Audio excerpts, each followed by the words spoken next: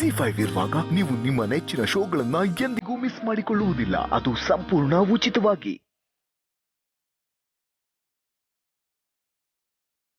ಮೊದಲೆಲ್ಲ ನಾನು ಅವಳ ಮೇಲೆ ಕೋಪ ಮಾಡ್ಕೊಂಡಾಗ ನನ್ನನ್ನು ಸಮಾಧಾನ ಮಾಡಿ ಮುದ್ದು ಮಾಡಿ ಕೈ ತೂತ್ ಕೊಡ್ತಾ ಇದ್ಲು.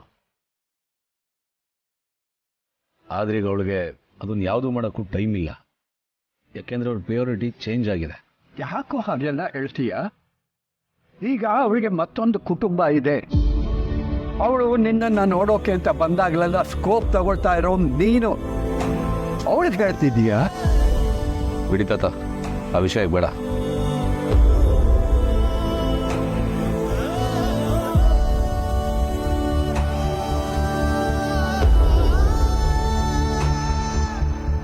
ಇದ್ರ ಮುಂದೆ ಯಾವ ಸ್ಟಾರ್ ಹೋಟೆಲ್ ಊಟನೂ ಇಲ್ಲ. ಯಾಕೋ ಅಮ್ಮ ನೆನಪಾರ್ಲ?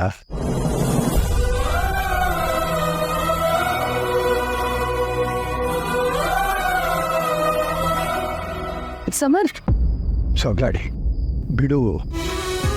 ಅವನಿಗೆ ಅಮ್ಮ ನೆನಪಾಗ್ತಿದ್ದಾಳೆ ಅನ್ಸುತ್ತೆ.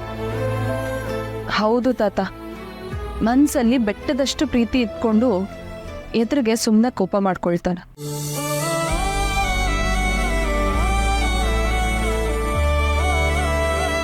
ನಾನು ಅಮ್ಮಂಗೆ ಫೋನ್ ಮಾಡಿ ಮಾತಾಡ್ತೀನಿ. ನಾಳೆನೇ ಬರಕ್ಕೆ ಹೇಳ್ತೀನಿ. ಆಯ್ತು, ಹಾಗೆ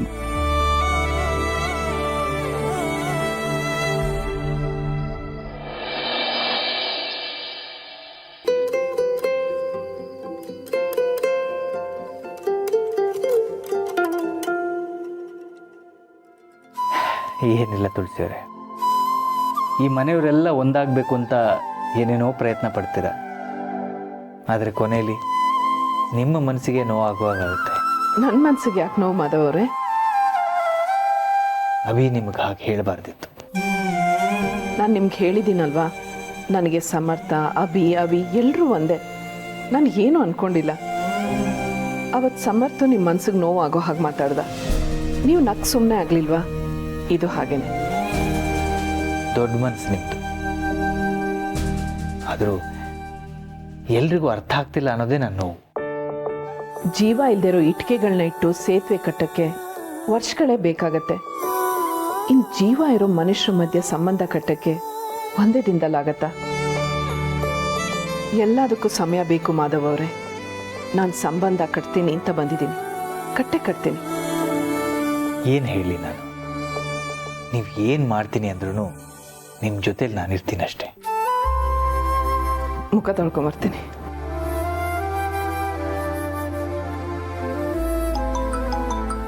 ತುಳಸಿಯವರೇ, ಫೋನ್ ಯಾರ್ದು? ಸೊಸೆ ಪೂರ್ಣಿ ಇಲ್ಲೇ ಇದ್ದಾಳಲ್ಲ, ಯಾಕೆ ಮಾಡಿದ್ಲು? ಪೂರ್ಣಿ ಮಾತ್ರ ಅಲ್ಲ, ಸಿರಿನೂ ನನಗೆ ಸೊಸೆನೆ. ಮಾತಾಡಿ. ಹಲೋ ಮಾಧವ್ ಸರ್, ಊಟ ಆಯ್ತಾ? ಹ್ಞೂ ಸಿರಿ. ಅಲ್ಲಿ ದತ್ತ, ಸಂಧ್ಯಾ, ಸಮರ್ಥ ಎಲ್ಲ ಆರಾಮ? ಎಲ್ಲ ಆರಾಮ್. ಅಮ್ಮ ಇಲ್ವಾ? ಅವರು ವಾಶ್ರೂಮ್ಗೆ ಹೋಗಿದ್ದಾರೆ. ಏನಾದರೂ ಹೇಳಬೇಕಿತ್ತಾ? ಅದು ಸಮರ್ಥು ಅಮ್ಮನ್ನ ತುಂಬ ಮಿಸ್ ಮಾಡ್ಕೊಳ್ತಾ ಇದ್ದಾನೆ.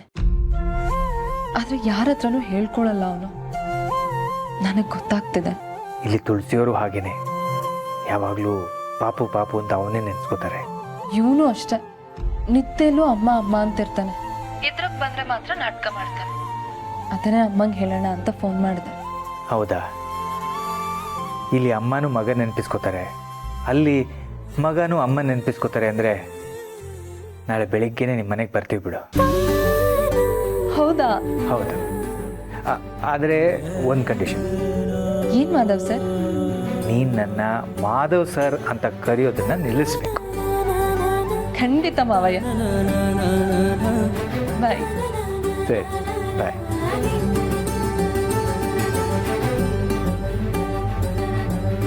ಏನಂದ್ಲು ಸಿರಿ? ನಾ ಮತ್ತೆ ಮಾಡ್ಲಾ? ಬೇಡ ಬೇಡ, ಸುಮ್ಮನೆ ಹಾಗೆ ಮಾಡಲಂತೆ.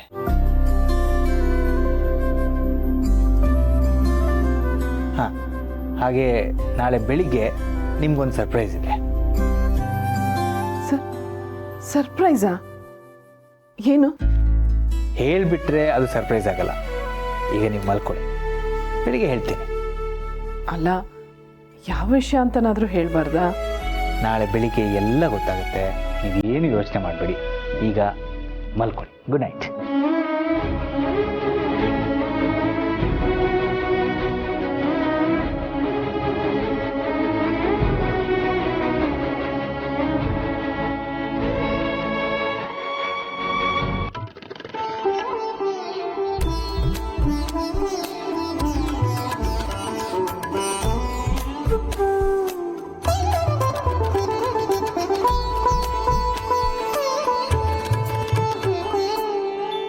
ಸರ್, ತಟ್ಟೆ ಸರಿಯಾಗಿ ತೊಳೆದಿದ್ದೀನಲ್ಲ ಸರ್.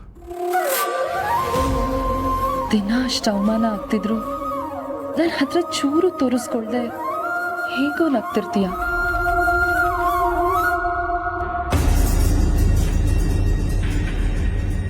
ಮನೇಲೇ ಇದೆಯಾ? ಏನಾರ ಮಾತಾಡಿದ್ನ? ಅದೇನೋ ತಟ್ಟೆ ಲೋಟ ಅಂದಾಗಿತ್ತು.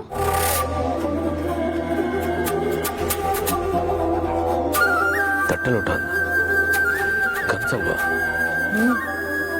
ಕನ್ಸಲ್ಲಿ ಯಾವುದೋ ಹೋಟ್ಲಿಗೆ ಹೋಗಿದ್ದೆ ಅನ್ಸುತ್ತೆ.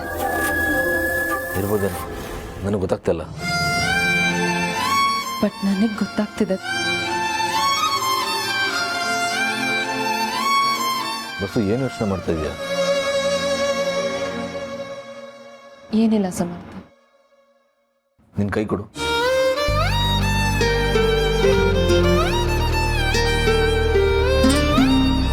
ಬಾಸು, ನೀನು ಯಾವಾಗಲೂ ನನ್ನ ಜೊತೆಲೇ ಇರ್ತೀಯ ಅಲ್ವಾ?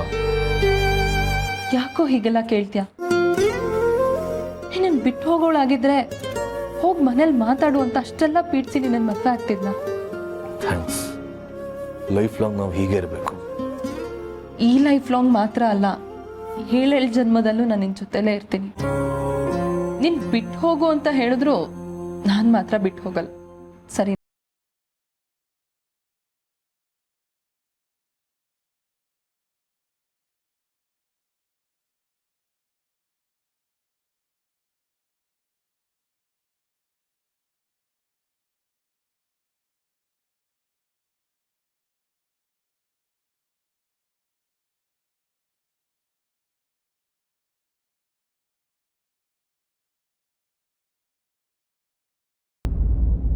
ಯಾಕೋ ಚಳಿ ಅಲ್ವಾ? ಬೆಳಗ್ಗೆ ಹೊತ್ತಾಗೋ ಈ ಚಳಿ ಅನ್ನೋ ರೋಗಕ್ಕೆ ಒಂದು ಮದ್ದಿದೆ. ಏನದು? ಏನೇನೋ ಕನ್ಸು ಕಾಣ್ಬೇಡ, ಅದಕ್ಕಿರೋದು ಬಿಸಿ ಬಿಸಿ ಸ್ನಾನ ಮಾಡೋದು ಒಂದೇ ಮದ್ದು. ಅಷ್ಟೇನಾ? ನಾನೇನು ಅನ್ಕೊಂಡಿದ್ದೆ. ಇದಕ್ಕೆಲ್ಲ ಏನು ಕಡಿಮೆ ಇಲ್ಲ. ಅಮ್ಮ ಬರ್ತಿದ್ದಾರೆ, ಬೇಗ ಹೇಳು.